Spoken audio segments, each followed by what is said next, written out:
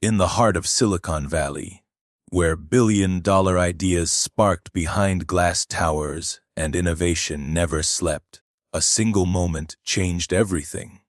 And it didn't come from a boardroom or an Ivy League mind. It came from the daughter of a maid. It all began on a Thursday morning, the kind where the air buzzed with the tension of an approaching tech launch. At the headquarters of NovaMind, a cutting-edge AI company, CEO Victor Sterling paced the floor of the main conference room. A team of 20 engineers sat hunched over laptops, fighting through sleepless hours and coffee jitters, struggling to fix a catastrophic bug in their new predictive data engine. The engine was supposed to be revolutionary, with a potential worth of over $1 billion, but right now, it was crashing with every test run, and the board was furious. While chaos unfolded upstairs, down in the staff wing, Clarissa mopped the marble floors, a quiet woman in her late 40s. She'd been cleaning for Victor's company for over 6 years. Most people barely noticed her, but what no one knew was that her 17-year-old daughter, Alina, waited quietly in the break room, flipping through advanced math textbooks and studying complex algorithms for fun. Alina wasn't enrolled in college. In fact, she'd never even had formal lessons in coding, but she understood it intuitively. Like breathing, Clarissa brought Alina to work most days during school breaks, needing to keep her close and safe. Alina never complained. She would sit by the vending machine, earbuds in, sketching ideas in a beat-up spiral notebook. And today fate had something bigger planned. By early afternoon, things had reached a breaking point upstairs. The CTO threw down his tablet in frustration. "We've tried every possible correction," he snapped. "The logic is fine. The system just won't predict future data events accurately." Victor Sterling looked pale. "The board arrives in 3 hours. This algorithm is the core of the launch. If we don't fix this now, we lose everything. Investors, reputation, possibly the company." Meanwhile, Alina had wandered closer to the main floor. She wasn't eavesdropping, at least not intentionally, but she'd overheard enough. Logic errors, predictions failing. Something in her brain clicked. She hesitated, clutched her notebook, and slowly stepped toward the conference room. The security guard reached for her arm, but she raised her voice before he could stop her.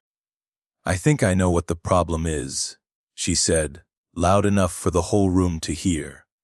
Silence fell. 20 heads turned. Victor Sterling blinked. "Who are you?" "She's my daughter," Clarissa said quickly, breathless, suddenly appearing at the door. The engineers looked skeptical. A teenage girl, in sweatpants, talking about fixing $1 billion AI system. Victor was too desperate to care. "All right," he said tightly. "You've got 2 minutes." Alina approached the whiteboard. Her hands trembled, but her mind was sharp. She grabbed a marker and wrote a single line of logic, something so deceptively simple that the room went dead quiet. "You've been trying to correct the pattern recognition manually," she said. "But you're ignoring the recursive outlier loop. The data stream's been retraining on corrupted outputs. You're teaching it to fail." An engineer stepped forward, mouth open. He looked at the code on his screen, then back at Alina's notes. "She's right. They tested it." The system rebooted. It ran flawlessly.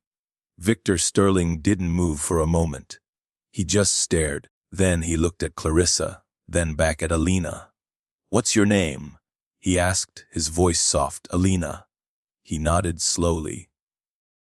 "Alina, would you like a job?" Clarissa covered her mouth. The room burst into gasps, and that, as they say, was only the beginning. The room was still humming with disbelief as Alina stood beside the whiteboard, blinking in the harsh conference lights. A few engineers whispered among themselves. No one dared question what they had just seen. Victor Sterling, a man known for his icy composure, actually looked stunned. Not because he'd underestimated a young black girl in sweatpants, but because he'd just watched someone save his legacy. With the stroke of a marker, Clarissa stood frozen by the door, a trembling hand covering her lips.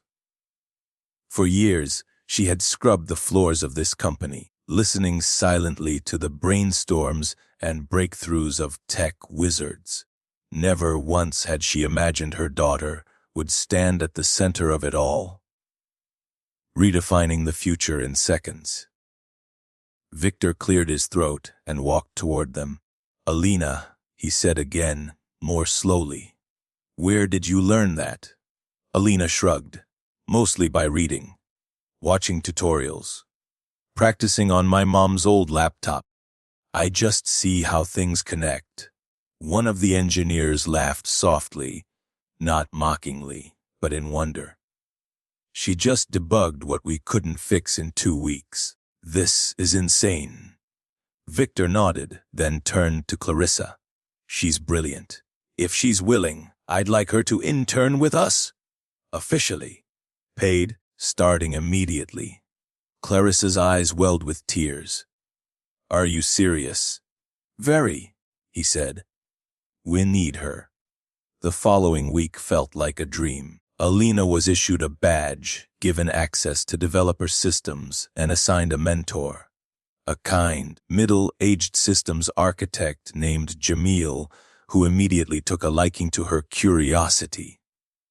Though many were skeptical at first, her first few days silenced everyone. She fixed 2 minor bugs, optimized a recommendation engine by 22%, and proposed a new data structure that reduced latency across their internal platform. Still, it wasn't all celebration. Gossip started circulating. Some employees whispered that she was only being shown off as a diversity stunt. Others said it was nepotism because her mother worked in the building. Alina heard the comments, but she didn't react. Instead, she kept showing up, solving problems faster than anyone, and letting her work speak for itself. Meanwhile, Clarissa watched her daughter from afar with quiet pride. After work, they'd walk to the bus stop together.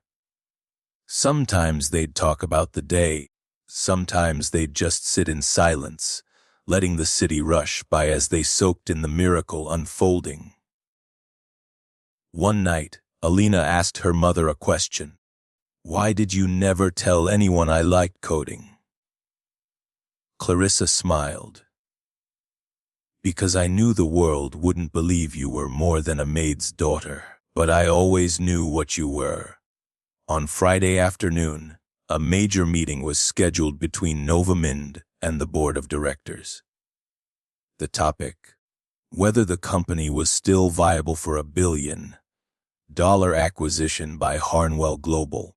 The deal had been on ice since the data engine had failed.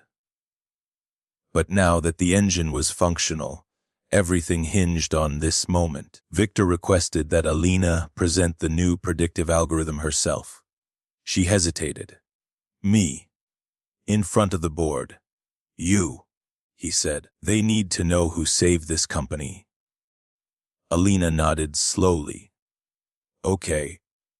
The next morning, she stood in a room full of billionaires in pressed suits and diamond cufflinks. She wore the same gray sweater from the day she'd fixed the system. No one looked at her like she belonged, at first. Then she began to speak. Within 5 minutes, the room was silent. Within 10, the lead investor was taking notes. Within 20, they were applauding. Victor leaned back and whispered to a board member, She's our future. And Clarissa, standing at the back near the door, wiped away a tear.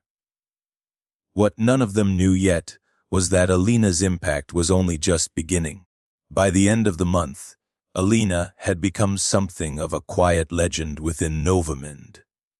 People no longer whispered about her being a token intern. They whispered about how quickly she could refactor a failing module or how she understood code structures like she had written the language herself. Her name was being mentioned in high-level meetings. Her notebook, once a battered spiral pad she carried in her backpack, now sat in a glass case in Victor Sterling's office. The algorithm that saved the billion-dollar acquisition scribbled across its pages. But with attention came pressure. Harnwell Global had officially agreed to the acquisition, and part of the deal required that NovaMind showcase a revolutionary new tool within 90 days. The board demanded innovation. Investors expected results. And behind the scenes, Victor leaned more and more on Alina. Clarissa noticed the signs first. Her daughter started sleeping less. She'd come home with dark circles under her eyes, barely eating dinner before collapsing on the couch. One night, Clarissa found her still awake at 2 a.m., staring blankly at her laptop. "Alina, baby," she said gently, "you're doing too much." "I can't slow down now," Alina whispered. "This is bigger than me." Clarissa sat beside her. "Nothing is bigger than your peace." Alina smiled faintly. "Maybe not, but this opportunity, it might never come again."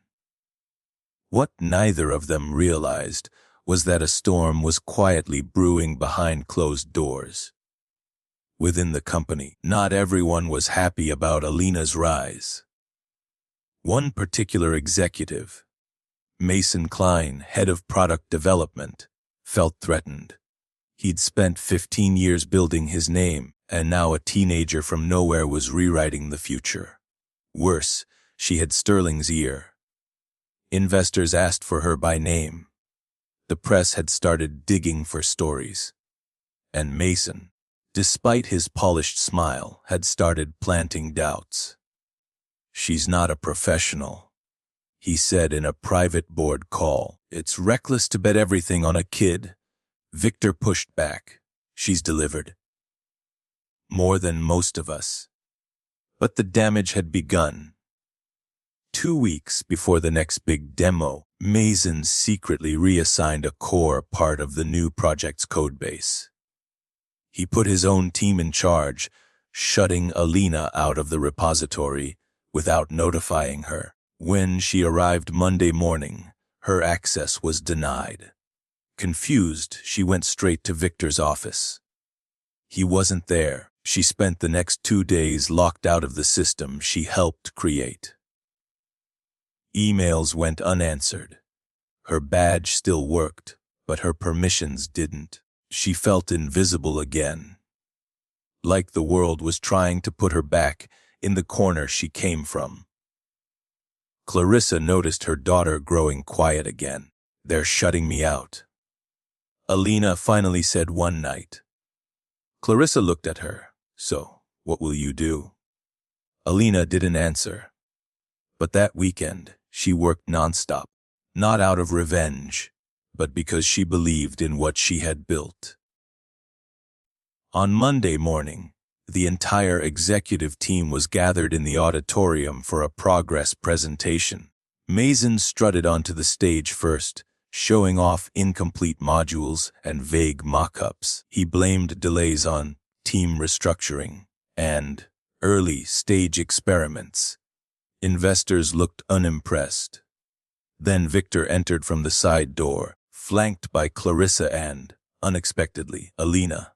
She was holding a flash drive. "I have something to show you," Alina said, stepping past Mason. He scoffed. "This is inappropriate. She's not cleared." Victor raised a hand. "She's more than cleared." Alina plugged the drive in. A polished, functional prototype of the predictive tool Mason had sidelined her from appeared on the big screen. It ran live simulations. It produced results faster than anything the company had built. The room erupted. Investors clapped. Some even stood.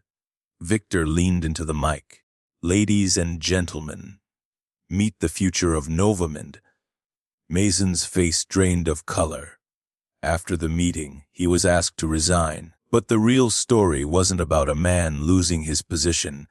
It was about a girl refusing to be erased. And she wasn't done rewriting the rules yet. Weeks passed, and the company had changed. The hallways buzzed with energy. NovaMind was no longer a fading startup trying to survive. It had become the most watched tech company in America. The Harnwell Global deal was finalized, and the new product, built around Alina's prototype, was scheduled to launch publicly in just 6 weeks. Alina now had her own office, her own team. Her name was on the internal wiki as lead systems architect, a title she never imagined someone her age or background could ever hold. But what defined her wasn't the office or the title. It was the respect. Earned, not gifted. Victor called her his North Star. The board called her the mind behind the miracle. Journalists began requesting interviews. She declined most, uncomfortable with the attention. What mattered to her was the work. And her mother. Clarissa still cleaned floors, even though Victor offered to promote her into administration. She politely declined. "I don't need a new job," she said. "My daughter already made me proud enough for 10 lifetimes." But behind the success, Alina struggled with something else: identity. She'd been a quiet girl in the background, and now she was on the cover of tech magazines. She missed the peace of the vending machine corner, the silence of not being seen. One evening, she walked back into the break room, the same old spot. She sat on the bench, looking at the wall, remembering. Jamal, her mentor, found her there. He sat beside her and said nothing for a while. "You changed the world, you know," he finally said. Alina shrugged. "I just fixed some code." "No." Jamal smiled. "You made people believe something they forgot how to believe. That brilliance can come from anywhere. That a girl with no degree, with secondhand sneakers and a sharp mind, can outthink the smartest rooms in the country." Alina looked at him. "Then why does it still feel like I'm waiting for the world to take it away?" "Because you're not used to being seen. But it's too late now. The world saw you." The product launch was unlike anything NovaMind had experienced. Broadcast live, attended by tech influencers and investors alike, the unveiling began with Victor speaking proudly about innovation, failure, perseverance, and surprise. Then he invited Alina to the stage. She took a deep breath and walked out into the lights. "I'm not what most people expect when they think of a tech innovator," she began. "Maybe that's the point. We should expect greatness from everywhere. From janitors' sons, from bus drivers' daughters, from maids' daughters." The room stood in silence. Some had tears in their eyes. She continued, "I didn't grow up with much, but I had my mom. I had my notebook. I had time. And I had belief. Sometimes the world tells you your voice doesn't matter. Sometimes it tells you to stay in the background. But here's the truth. Brilliance doesn't need permission." She clicked a remote. The screen lit up with live data. The tool ran in real time, predicting logistics shifts, economic tremors, and consumer behavior with stunning accuracy. Applause erupted like thunder. A week later, She was offered full sponsorship to attend MIT or Stanford, anywhere she chose. She accepted on one condition: she could continue part-time with NovaMind, guiding new talent from underrepresented backgrounds. She started a mentorship fund in her mother's name. Clarissa cried when she found out. Years later, the name Alina Brooks would be in textbooks. But for Alina, the highlight of her story wasn't fame, fortune, or features on magazine covers. It was that one night when she and her mother stood outside the old NovaMind building after the launch. No cameras, no microphones, just streetlights and quiet. Clarissa held her daughter's face in her hands. "I always knew you were going to change the world." Alina smiled. "I just wanted to prove you were right." They stood there in the dark for a while, two women no one had expected, who had done the impossible together. And if this story touched your heart, if it made you believe again in unseen genius and quiet strength, then please subscribe to Lived Truths for more stories just like this one. Because sometimes the most powerful stories are the ones that actually happened.